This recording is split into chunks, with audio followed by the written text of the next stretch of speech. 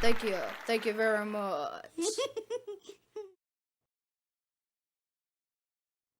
And I'll tell you, another little landmine out there waiting for HR people and supervisors and organizations. It is very difficult today for an employee to be covered by the FMLA and request time off for themselves and have that not also be an ADA issue. Now, pregnancy could be an example. A normal pregnancy could be a difference. But let's think about this. Oh my gosh, I was injured at home and I need to have surgery on my knee. I'm going to need to have 5 weeks off. Well, I got news for you.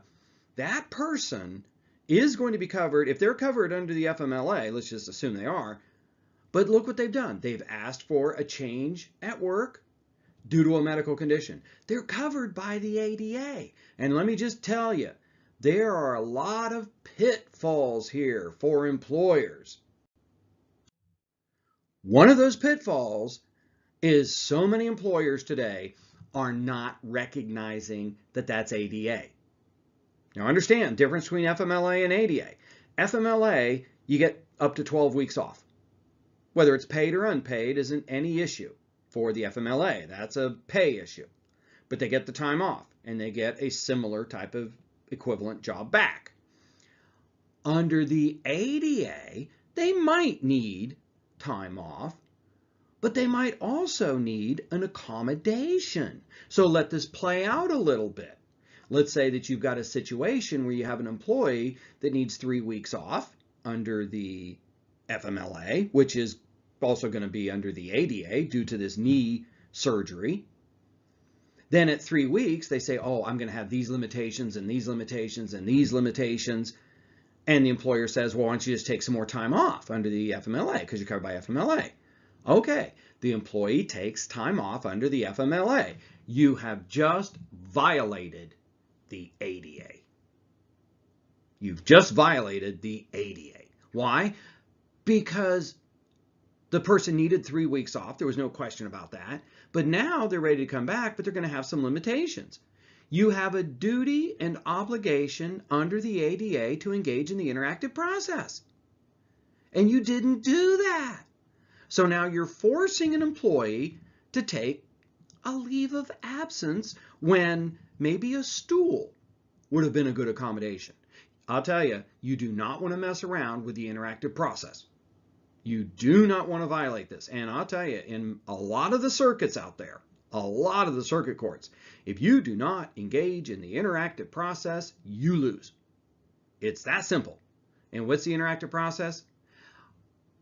Is there anything we can do to help you? To engage in the interactive process means I want to see what their limitations are. So I'm going to get those from the healthcare provider. And then I'm going to just talk to the person. You can talk to them on the phone. Okay, I see that you can only lift so much weight. You can only do this. Well, you're going to have to at least talk to the person. Can we accommodate them? And you might not be able to. But if you can maybe accommodate them, maybe leave of absence is not necessary, the accommodation.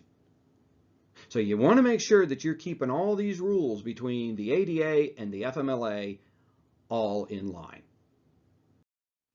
Well, I'll tell you, there's lots of law going on out there, and I would invite you to go to scottwarrick.com, look at the law college videos that I put together. I'm starting a little law program here, the first 4 up to bat on the ADA, the FMLA, illegal harassment under Title VII, and of course the Fair Labor Standards Act. All right, these are on a flash drive.